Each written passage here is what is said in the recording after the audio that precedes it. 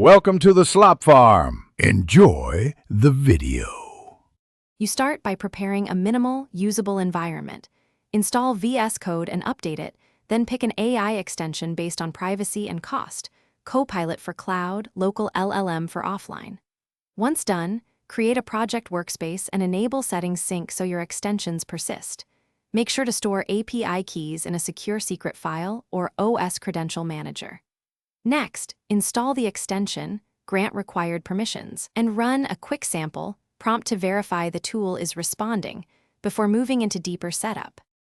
You now configure the integration so it becomes part of your flow. Set key bindings and snippets to invoke AI completions without breaking rhythm, and customize prompt templates for consistent output. Then connect AI to linters and test runners so suggestions align with project rules. Make the assistant run or suggest unit tests. Also, tune context window and token limits to avoid hallucinations, format responses as actionable diffs, and enable caching for repeated queries to speed up iteration and reduce costs. You finish by hardening the environment, lock down secrets and telemetry, restrict extension permissions, and document team conventions for AI use.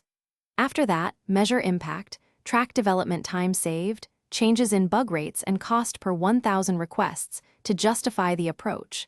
If the AI starts producing irrelevant or incorrect output, a reliable fix is to reset the chat context, tighten prompts with explicit constraints, or switch to a more deterministic model or provider.